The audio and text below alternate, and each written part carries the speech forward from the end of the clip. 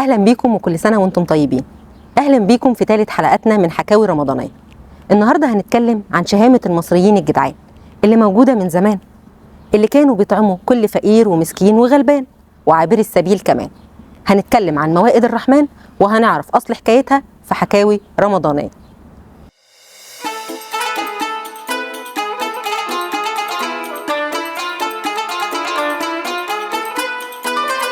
والموائد الرحمن أسامي كتير وكتير، زي دار الضيافة، دار الفطرة، وسماط الخليفة.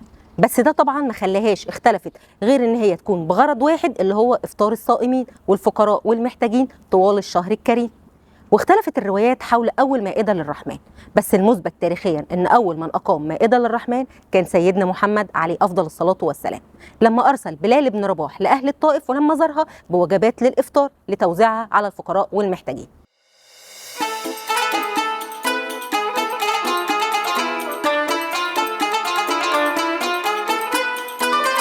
وبعد كده خد الفكرة الخلفاء الراشدين والصحابة، فهنلاقي أمير المؤمنين عمر بن الخطاب أسس دار لإفطار الصائمين واتسمت بدار الضيافة.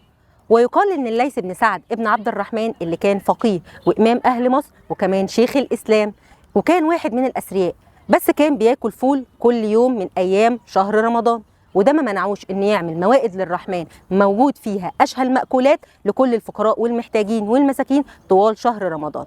وكمان كان بيخرج 1000 نوع من أنواع الطعام، وكان بسبب مساعدته لأهل مصر والفقراء والمحتاجين اتسمت مائدة الرحمن على اسمه وبقت مائدة الرحمن.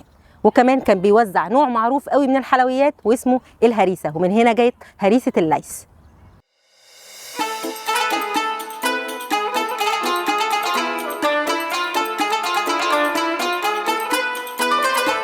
وفي عهد أحمد بن طولون مؤسس الدولة الطولونية لما عمل وليمة كبيرة لأهل مصر اللي كان فيها كبار التجار والأعيان، وأمرهم بفتح منازلهم الخاصة لإعداد الطعام وتوزيعه على الفقراء والمساكين طوال الشهر الكريم.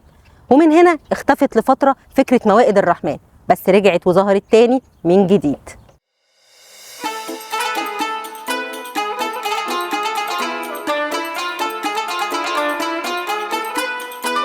وفي عهد الخليفة المعز لدين الله الفاطمي لما زار مصر وقرر انه يعمل وليمة لأهلها وكان بيحضرها بنفسه، أمر كل من كبار رجال الدولة والأعيان والتجار بإعداد موائد للرحمن لإفطار الصائمين طوال شهر رمضان. وكمان الطعام كان بيتقدم في الأسمطة، ومن هنا اتسمت بسماط الخليفة، وكان بيتوزع فيها أكتر من 1000 نوع من الطعام.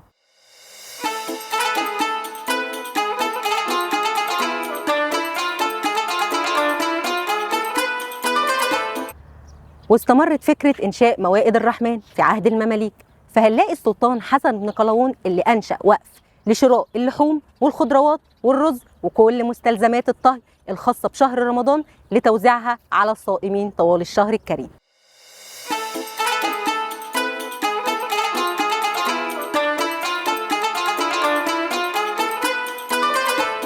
وفي عهد الملك فاروق كان بيعمل ولائم للصائمين داخل قصر عابدين، وكان بيعزم فيها العمال والفلاحين وعموم الشعب المصري، وأمر عدد من المطاعم المنتشرة داخل القاهرة بإقامة ولائم للصائمين وتوزيعها على الفقراء علشان تكون موائد للرحمن.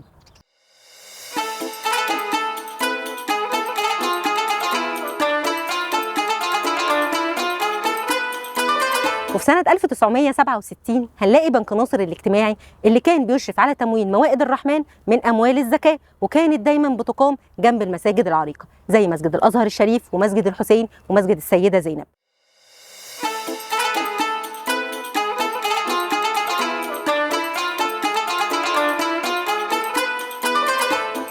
طيب تعرفوا ان ما كانش بس المسلمين اللي كانوا بيعملوا لنا موائد للرحمن؟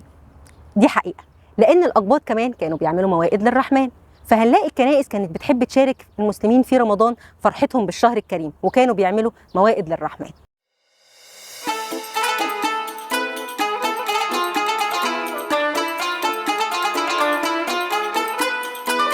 وعلى مدار سنين كتير وكتير اتطورت فكرة موائد الرحمن من جيل لجيل لحد ما وصلت لشكلها الحالي، وعلشان كده بقت جزء أساسي من ثقافة الشعب المصري. وهنفضل نقول في مصر مفيش فقير هيبات جعان. وأهلا بيكم واستنونا في حكاية جديدة من حكاوي رمضانية من المتحف القومي للحضارة المصرية.